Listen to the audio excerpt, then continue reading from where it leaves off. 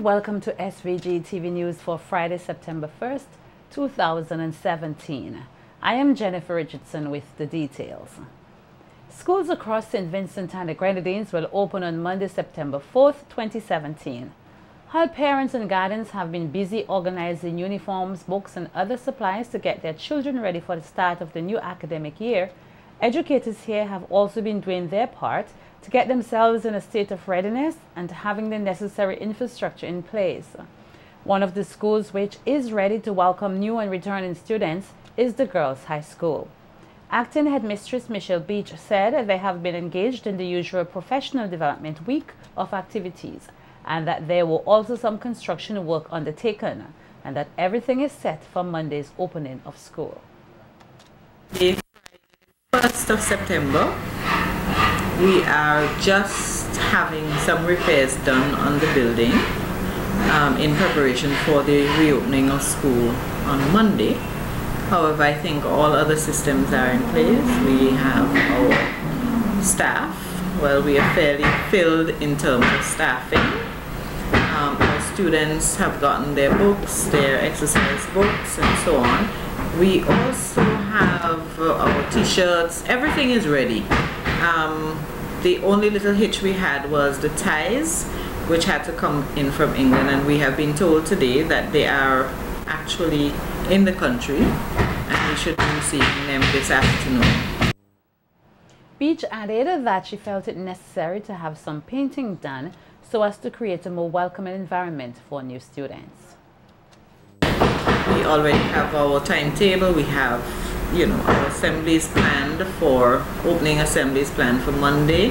So I think we are ready to go. We took it upon ourselves to do some painting. We wanted to welcome especially our new students in an environment that, was fairly comfortable. So the school bought paint, and we painted the classrooms, the first form classrooms, and we extended it to the second forms as well. Okay, so that is, you don't want children coming into a new environment and the walls are dirty and so on. So we decided to paint those, and we do that every year. Beach also gives some advice to both new and returning students. We have an old building and we want people to continue to take care of it. We want the students to work hard, but we also want them to be aware that you have surroundings and you cannot work in surroundings that are not clean. So we are advising them to keep their surroundings tidy. I would like them to be proud of the school in which they are coming, or to which they are coming, and take that pride with them wherever they go. The Thomas Saunders Secondary School was also today engaged in preparatory work ahead of the start of the new academic year on Monday. Principal John Renton highlighted the work being undertaken there. Bragster have been very busy at Thomas Saunders. We're doing a lot of painting. The school looking nice and crisp. They've done some work on on the floor that was having some problems with wood lice and so on, in the music room and above the PE teacher's office. So that's been solved. We've had electricians through the whole school fixing all the sockets and the switches. And the plumbers have been here this morning giving a good go over to the plumbing. So really thank the government for their assistance in getting the school ready to go. Renton took the opportunity to challenge both students and teachers to continue to work hard in order to achieve great success. Challenge is the way that you grow. And our challenge at Thomas Saunders is to see if we can achieve a 90% pass rate. This year we had an 86% pass rate, and we really want to see if we can increase that. So in order to do that, I'm looking for dedication in the students. Our motto is striving for excellence, and I'm really encouraging in them to do that. Students will achieve the marks that they deserve. What they put in is what they will get. So I'm asking them to set their goals high and start working now for success at the exams and the CSEC at the end of this year. Teachers, I'm asking for professionalism. Many of them are professionals, dedicated people who do their work, care for their students. I'm asking them to continue in this line and strive for even greater. Meanwhile, at the Camden Park Secondary School, there seems to be some problems, which include leaking roof, broken windows, and moldy ceiling. However, according to President of the SVG Teachers Union, Oswald Robinson, the problems at the school should have been brought to the attention of the Teachers Union earlier so that the issues could have been addressed. Robinson said the union had no record of any report made, noting that there is a structure in place to have such issues addressed. Every school is encouraged to have what you call a steward and an assistant steward within the structure of the Teachers Union. So if there's an issue, you try to settle it at the school level, right? You may approach the management at the school and say, well, because the steward should work with the leadership of the school in resolving any issue. So if you have molds and so in the school, you can't wait until now to report it. They should have been reported to, and then the head of the school will report it to the Ministry of Education, who would liaise with BRAXA to have that resolved. From the level of the Teachers Union, the stewards will communicate to us, and then we would forward our information to the Ministry of Education. Sometimes we go in and we have meetings with them and we draw attention. Robinson added that though such issues should have been presented earlier, the union is interested in the health and safety of students. But if that has not been done, then it's a little late now. But it's better to be late than never to raise a concern now. Those things should have been identified. Even we had Professional Development Week over a week ago, that if that was brought to our attention, we would have been in a better position to address it to the relevant authorities. And I know from our records, we have not received any report from that school. We would want to see the matter resolved because they deal with issues related to health and safety at the workplace. And Minister of Education St. Clair Jimmy Prince commended students, teachers and parents for their hard work and success at CSEC exams. In Parliament earlier this week, Prince said he was pleased that there was a steady increase in the sciences, but noted that human and social biology and math needed some improvements. The Education Minister said that since the 1990s, the results in the secondary school exams have improved, with most students taking on a lot more subjects. He said this is a clear indication that his administration's education revolution is paying off and has not diluted the educational system. First of all, at the CSEC, there's a steady increase in the 70s for the sciences. This is good progress, and we applaud it. And that is, of course, we acknowledge the problem with, in relation to math and English to some extent. 2, we are on par or better than most Caribbean countries. However, we cannot be satisfied with the low numbers in these subjects. And 3, the figures of the last 5 years of the education revolution, higher than those in 1999, especially at BGS and the GHS. So universal secondary education has not done any injury, I think, to the process. In fact, it has improved it. Of course, there are some people who thought that universal secondary education would dilute the education process. It has not done so. In fact, we see the results. It has done the opposite. Prime Minister Dr. Ralph Gonsalves, who also gave congratulatory remarks to the students, teachers and parents in the recent exams, expressed disappointment that there were some who were still critical of the students' achievements. There are several persons who have called in on radio stations and social media who begin with something like this.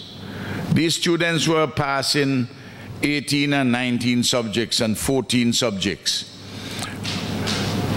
What the Ministry of Education is doing is trying to create bookworms. And what they're doing is damaging the children. And persons go and say there are 7 subjects and 8 subjects what used to be passed in the long ago. If you look at all these subjects, they don't even worth the 7 or 8. But Mr. Speaker,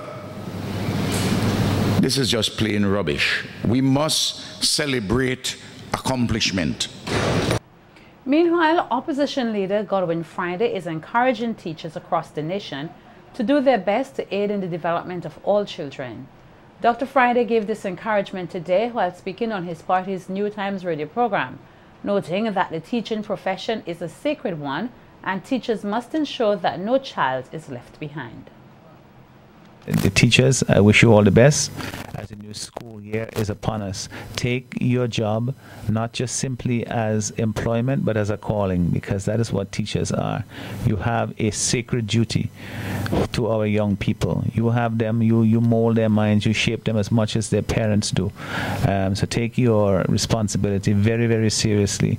Always offer positive words and encouragement, even in the times of frustration. It's a difficult job. I did it for some time, and I know it's an extremely difficult job, but it's one that if you do it well and you take it as a calling, that it's its own reward, because those children will never forget you. They will always be hold you as somebody that that they owe a debt to, because you've done so much to shape their lives. And all the best teachers in this country, they know that.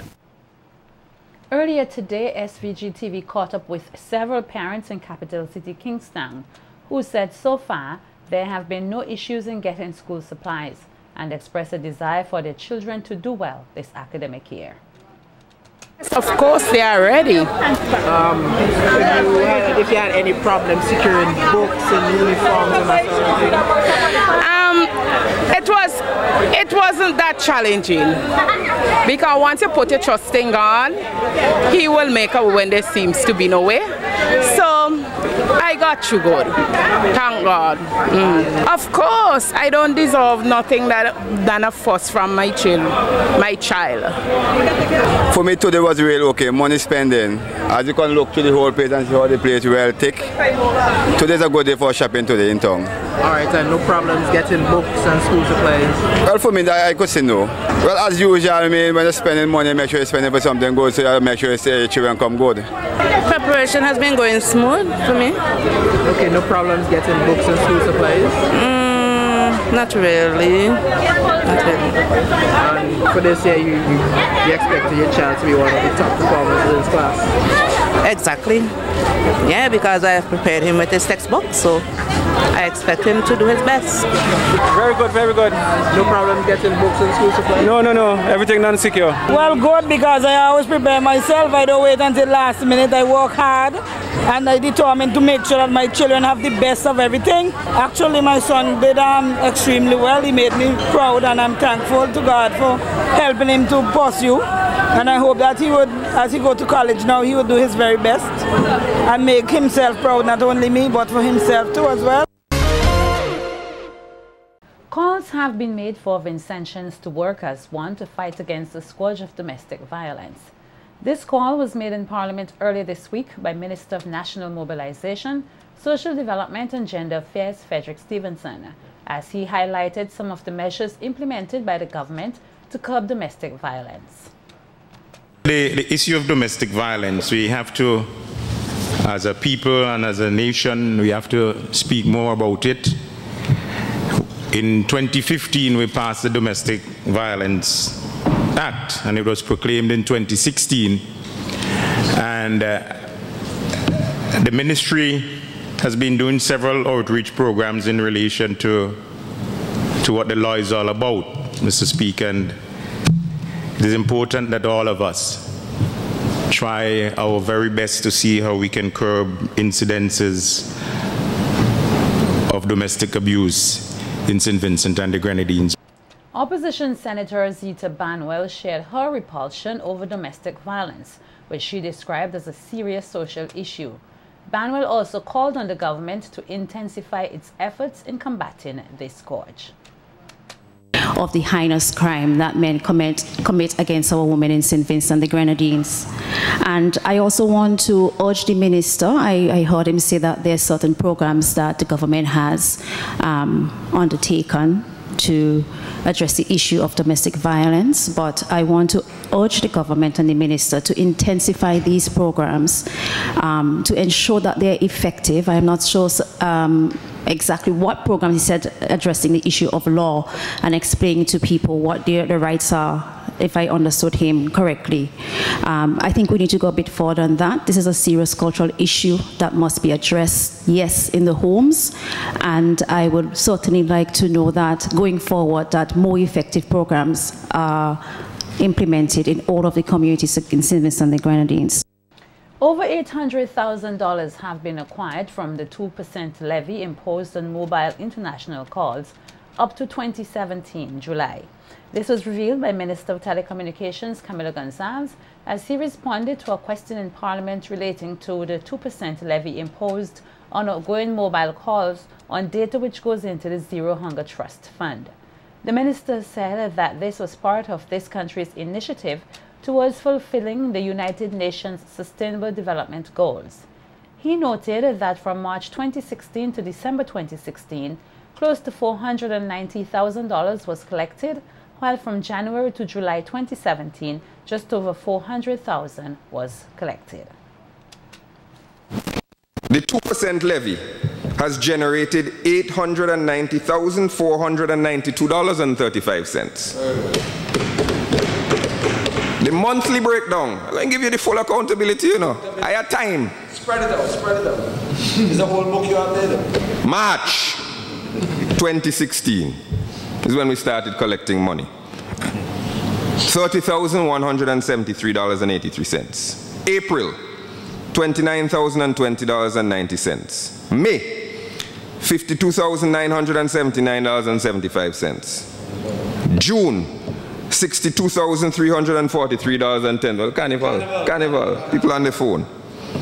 July, $39,522.21. Carnival done, people gone. Credit done.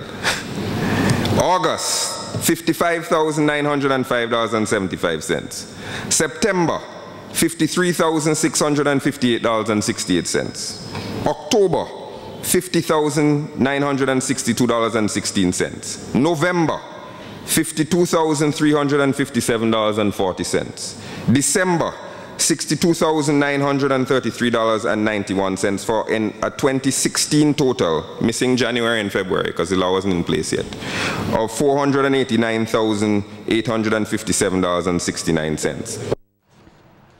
The telecommunications minister pointed out that the projected $2.7 million expected to be collected may not be gained because more persons are using Wi-Fi applications such as WhatsApp to communicate. It is important to note that even if it were to continue averaging in the neighborhood of $75,000 a month, I don't know whether or not it will, because we've only had the 2 months. But even at that $75,000 per month, the Zero Hunger Trust Fund will collect far less than the $2.7 million originally projected by the Prime Minister's 2016 budget address. This is primarily due to the fact that the projection was based on consideration of past call volumes and charges and did not properly take into account the rapidly changing economics of the telecommunications sector and providers' income streams beyond telephone calls. Wi-Fi, WhatsApp, money that you get from fixed broadband, other service arrangements and so on. Because now, 2 years ago, if you look at the data, more people were using the telephone and more people were sending texts. But now you wait till you're in a Wi-Fi hotspot and you WhatsApp somebody and people calling you from overseas are calling you on FaceTime or Skype or WhatsApp or Viber, and they're sending messages with all of these new services, and the providers are not getting money from those services, so we are not getting the 2% on those services. So when we look back and did an average of past receipts, past earnings, we overprojected what the 2% levy would get. We underestimated the rapidity of the change. Gonzalez outlined that close to $394,000 have been spent to ensure that 300 kindergarten students in several schools throughout the country receive assistance from the Zero Hunger Fund. That is the kindergarten class. But we follow that cohort all the way through to see if this intervention is making a difference. So now the kindergarten class that received it will be receiving it again in the first grade, and so on, because we want to do an empirical study of whether or not this intervention is making a difference. And we have added, originally we thought we were going to add 3 schools to the program this year, but we've added the following schools: Rose Hall Government School, Clare Valley Government School, Calico Anglican School, Gome Methodist School, and Lauders, I believe, primary. Yes. And the total number of students benefiting now directly is 300 students.